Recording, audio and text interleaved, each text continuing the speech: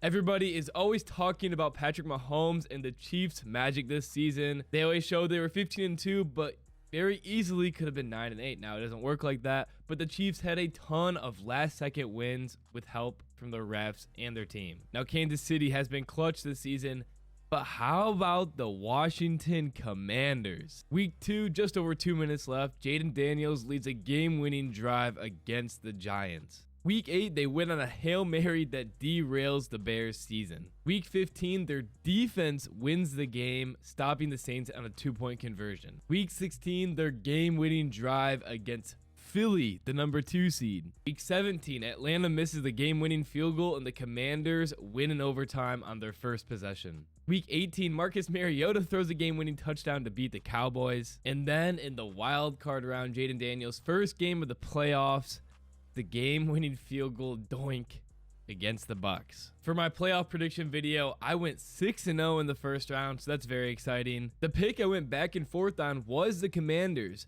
However, I ended up choosing them just because of how clutch they were this season. It felt like no matter what happened to them, they would find a way to win the game, or fate would bring it to them. When Baker Mayfield fumbled the ball deep in his own territory after the Bucks had gotten the lead and they had a chance to make it a 2-possession game, like that is just the type of magic the Commanders have had this season. I'm excited the Commanders won because I picked them and because I believe the Commanders are an easier opponent than the Rams, and the Rams is who the Lions would have been playing if the Bucks would have won. But with Washington's victory, Detroit is hosting their third playoff game at Ford Field, taking on the now 13-5 Commanders. One thing I felt like the Bucks struggled with against the Commanders is running the ball. Bucky Irving had 17 carries for 77 yards and a receiving touchdown. Felt like he should have had more carries, especially in the first half of the game, to set the tone for the Bucks. He had 6 rushes in the first quarter and was decently successful and didn't see the ball again until midway through the third. Anyway, I believe that Bucky Irving should have got more carries and the Bucks probably could have won this game if he did, because he was very successful running the football against that Washington defense,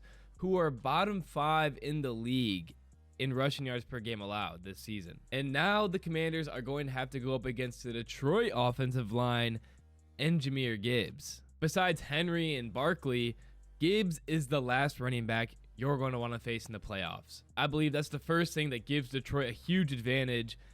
The run game is unstoppable. Jahmyr Gibbs is a stud, and the Commanders' run defense has struggled this season. It's also going to be at Ford Field, which has been such a loud place to play at. Jaden Daniels becomes the 13th rookie QB to win a playoff game. Only 3 rookie QBs have ever won 2 playoff games. Can he become the 4th or the first one to win 3 playoff games? Well, this season, Daniels has now played 6 games against playoff teams, and he has a 2-4 record and 1-4 during the regular season. He struggled against the Philly defense his first and second time around, but ended up winning the second game. He struggled against Todd Bowles' defense the first time around, but that was week 1 in his first game ever.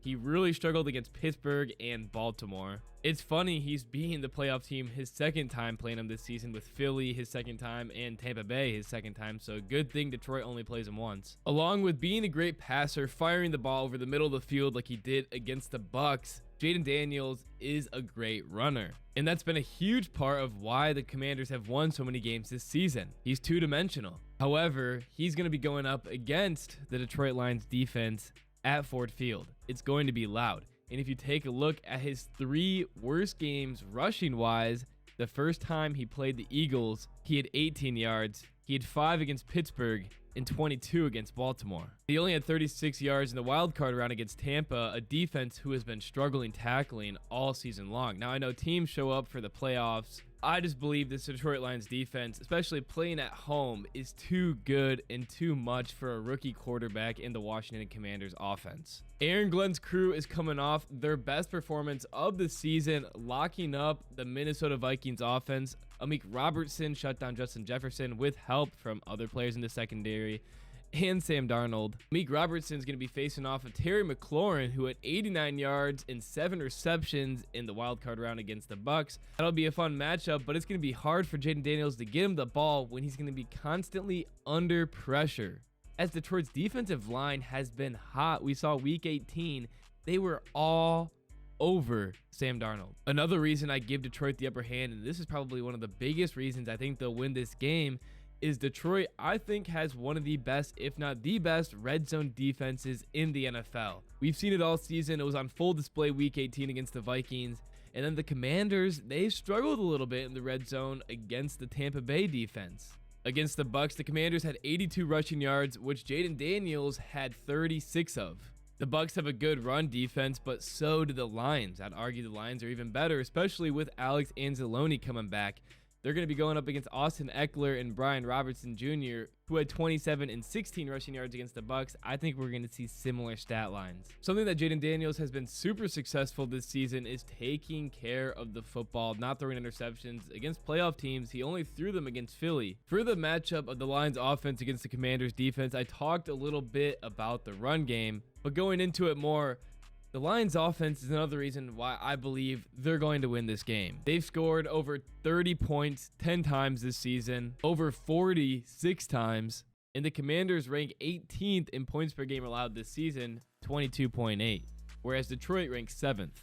This is also a Commanders defense that allowed 34 points to the Cowboys week 12. If the Lions defense struggles against Jaden Daniels running and throwing the football, which is the main argument for people taking the Commanders in this game, the Lions offense and Jared Goff, I believe, are just too good and can outscore anybody. Look at the numbers Goff has put up this season against every single team. He's been phenomenal. MVP candidate for sure, leading this team to a 15-2 record for the 1 seed in the best division in NFL history. While putting the numbers up he has, this is going to be Goff's 10th playoff game, and I have full confidence in him, especially after watching how well he played at Ford Field and on the road against San Fran last year. He put up great numbers and a great fight in all of those games. It really is a blessing the Lions don't have to play the Rams again.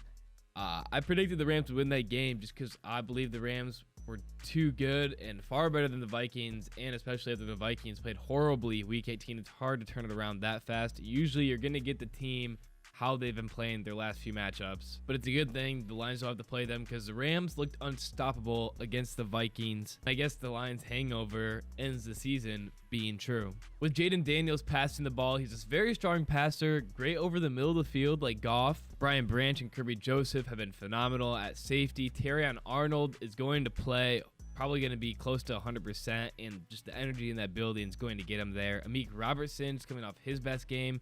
Worried a little bit about Kendall Vildor, but I think it should be fine. And the whole Lions roster has had 2 weeks of rest. People that say, oh, it's an ice game or the Lions are going to come out cold because they haven't played in 2 weeks, you're insane. That's just not true. The Lions are going to be feeling refreshed heading into this one. And also, it's a good thing they didn't have to play last week because just look at how physical some of these matchups were. The Commanders-Bucs game was very physical, but especially the Eagles-Packers game, that was I think the most physical game of the week. Washington has 5 days off, but the Lions are going to be going into that one feeling 100%. Cliff Kingsbury is also doing a great job calling the offensive plays this season for his rookie quarterback. Been really aggressive. They went for it on 4th down 5 times against the Bucs. Were 3 of 5.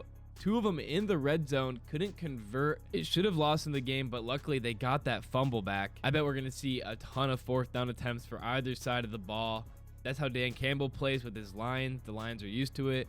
And that's how the Commanders have been playing. And I bet you that's how they think they have to play if they want to beat the Lions offensively, because you can't settle for 3 if the Lions are scoring touchdowns every single drive. When things are in motion, it's hard for them to stop. When a team is winning, it's hard for them to stop winning. That's why I picked the Commanders to win in the first round over the Bucs. But the Lions have been doing a whole lot of winning for the past 2 years. And that's why I'm taking them to win this game. It's not to take anything, though, away from Jaden Daniels and the Commanders. They're a great football team. I think Jaden Daniels is a really good quarterback. Some of the throws he made against Cincy on Monday Night Football earlier this season were incredible. Some of the throws last week against the Bucs were incredible. Against Philly, he had some phenomenal plays. My score prediction is 34-17 Lions win. Another thing I want to say that if Dan Campbell doesn't win Coach of the Year, it's rigged. That'd be insane. He led the Lions to a 9-8 record after a 3-win season. And 13 wins last season. Yes, the Lions beat the Cowboys. And then 15 wins in the 1 seed this year. You can't give it to Kevin O'Connell when Dan Campbell out-coached him week 18 for the division. I think he also could have won it 2 years ago when he led them to a 9-8 record after starting out 1-6. Anyway, if Dan Campbell doesn't win it, that'd be unlucky, but I guess the awards don't really matter that much. The only thing that matters is the playoff and then hopefully Super Bowl win, which I have the Lions predicted to win. Some other predictions for this game. I think Jaden Daniels gets intercepted. If I had to guess by who, I'm giving Branch, but I think he does get picked off, even though he's doing a great job with keeping the ball protected this year. Other predictions, I think Gibbs has a big game and scores a touchdown. And I think you're going to see J-Mo and St. Brown rack up a lot of yards receiving. Let me know what you think in the comment section below, and thanks for watching.